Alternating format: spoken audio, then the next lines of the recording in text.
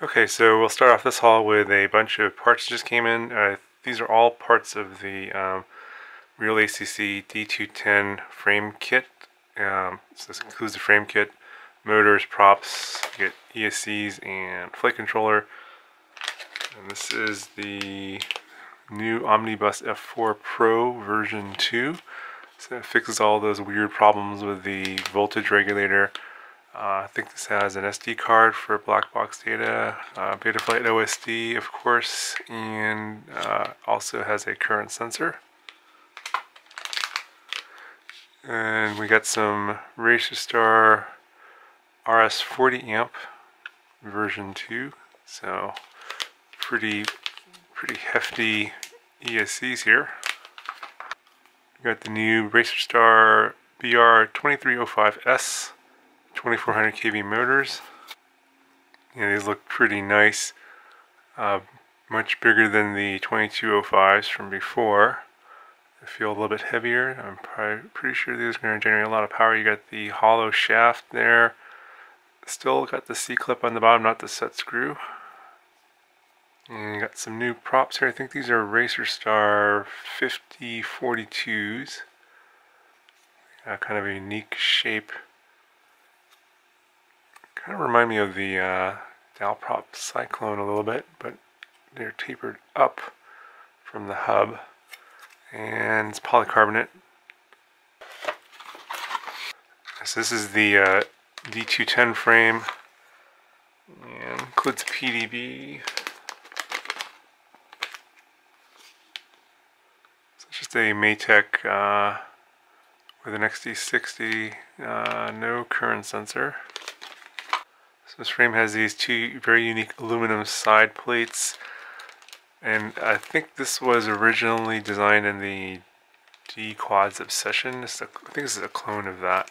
So seeing a lot of these sort of style coming out with these side plates. They're vertical side plates now, so it's kind of interesting. Get a battery strap, screws and nylon standoffs. And here's all the carbon pieces. I'll just put a picture up of what the frame should look like on the screen, and I'll have a frame review of this a little bit later. Okay, moving on, we got the Eachine E012. I think this is another, let's call it a super micro. They think they're shrinking these down to even smaller sizes now. Got the controller there. Does it possibly have Wi-Fi FPV? So here's what the controller looks like. Typical toy controller. And this is what the quad looks like, and this is not the Wi-Fi FPV version, it's just a standard version, just an LED in front, no camera. This is pretty tiny.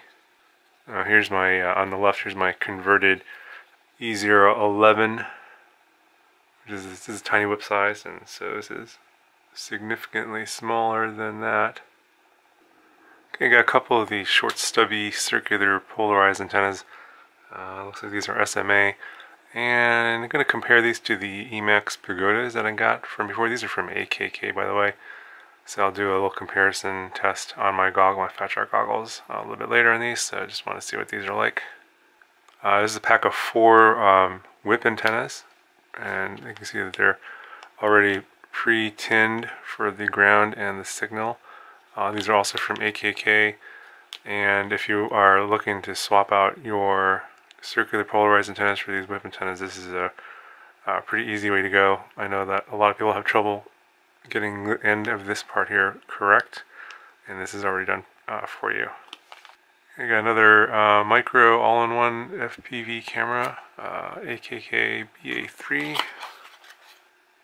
and this one comes already with the whip antenna.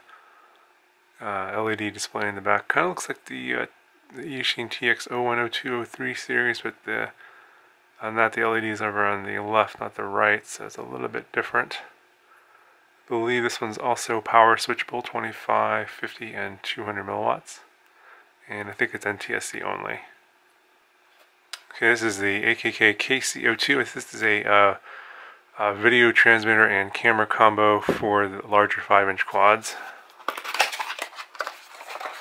So this is a 800 TV line CCD camera. in a kind of a generic case. And then this is the video transmitter, 40 channel, 600 milliwatts. I don't think it's power switchable. Get LED display in the back and a microphone. And it looks like it's RPSMA. Okay, got some more parts. Another frame kit, Blackbird 208. And this one also includes the same Maytech PDB with the XT60 connector on the side, no current sensor. And in typical real ACC fashion, all the parts are in one bag. I think these are 4mm arms. I'll obviously have a frame review on this a little bit later, but this is a pretty cool looking frame. So and it's pretty inexpensive. I think it's like $24. So look forward to building this a little bit later. Alright, this is a Racer Star. This is the 4-in-1 1S. I think these are 4 amp ECs. These are for the tiny fish builds. I think this is the same one that's on the Dust X58.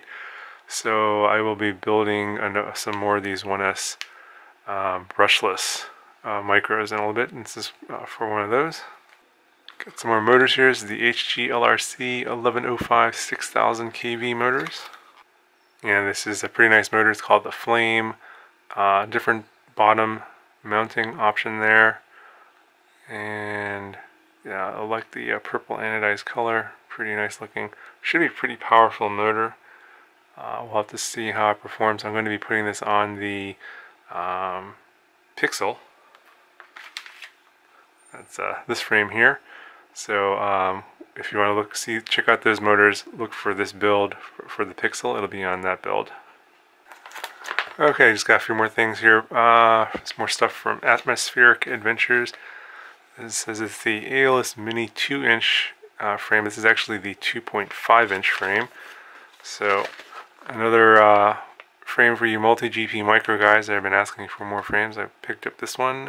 It's got a little nice TPU pod. And it's a stretch X frame, so we're looking see how these fly. I think these fly a little differently. Probably better for racing, but we'll see when we build it. Got some more batteries here. This is the Zeus Juice 2S 444 milliamp hour 75C with an XT30 connector. Yeah, these are the stick style batteries. It's better for the H frames versus the X frames because on the X frames, the front and back will stick out more, but yeah, pretty small and compact. And here's the 3S version. Yeah, it's a little bit thicker. It's actually taller than it is wide. So, yeah, well, this will be in the battery roundup that's coming up. I'm still gathering up more batteries to do a lot of testing here. Yeah, if you guys have questions about these batteries, of course, let me know so that I can put those in the review later. Okay, got a couple more things here. Got the new Eachine Roar 120 brushless frame. Another one for 2.5-inch props, and this one comes in a box and not a plastic bag. And yeah, this is another one. There's the interesting side plate like this. I think a lot of these designs are coming out now, but this is the shrunken 2.5-inch version, not the 5-inch version. And here's the frame. Pretty cool looking. And we got another brushless micro here. The Jumper, I think this is the Jumper X68S. And this is a Free Sky version. And wow, this is small. And this looks like a brushless tiny whoop. Got this. It looks like it's got the same Inductrix FPV canopy, and same frame, the sort of transparent plastic frame. Brushless motors on the bottom here. It's a totally different design. Not too happy about these motors being on the bottom and being exposed, so definitely no flying in dirt or anything like that, but obviously this is intended for indoor flight. And yeah, this is kind of interesting. This board has 4 ESCs, a flight controller, a video transmitter, and a receiver all in one. So this is pretty interesting. I think this is the same size. So here's the E012 on the left. Yeah, it's the same size as the Tiny Whips, but brushless. So yeah, I'll have a full review on this later, of course, so stay tuned for that. Okay, I got some more motors, and I'm not sure what these are. Okay, these are the new LD Power 1106 7500 kV. I'm not sure if you can see that or not. I think GearBest sent me only one of these before, and I couldn't obviously review them. So I'll put this on something pretty nice, and we'll get this flying pretty soon. Okay, got another FPV camera. It's a Foxeer HS1177 version 2, and it's updated with the new metal case and obviously with all the branding. I'm not sure how much different it is from the original version other than the cosmetic changes. Okay, so here's a quick look at it, and it looks like they don't have the additional pins for the audio and the sensors, but it's looks like a 6-pin connector anyway, so maybe one of the pins is doesn't do anything. The metal case again, looks like it's a 2.5mm lens, so, and it doesn't have the fancy bracketing that the other, the Monster V2 and the Arrow V3 have, etc. It's a simple one screw hole on the side. And here's another one. It's the Foxeer Arrow V3, and 600 TV lines, 5 to 40 volts. Okay, here's a closer look. I got the silver version, and just like the previous Arrow V2 and Monster V2, we got the same pinouts. You got the voltage sensor and the audio, so same pins, and I don't see where the microphone port is again. It's not on the case. This one is silver, and it's metallic, and it's 2.5mm lens. Okay, got another micro drone here. It's the AR Fun 90mm brushless, and I'm a little late to the party on this review, but better late than never. So I've heard that this battery is no good. It's only 30C, and I think that when you do flips and rolls or any kind of acro, the ESCs brown out and you get a death roll. I don't know if they fixed that in this version. It doesn't look like they did or not, because it looks like it's like the same battery you've seen in the other reviews, but I'll be testing it out and we'll see how good this battery is or not. And here's a little close-up look at it. This looks like a lot of the other micro drones that I've got, but this one's got some really skinny arms, and I think that GearBest sent me the frame kit for this. I hadn't decided what to do with that, so maybe I'll make something a little bit different than what's on here to get you some different flight characteristics. You see Aurora RC branded motors. These are DYS 1104 7500 kV, so yeah, pretty powerful motors. I think these use 2-inch props, so that should be pretty fun to fly. I'll have that pretty soon.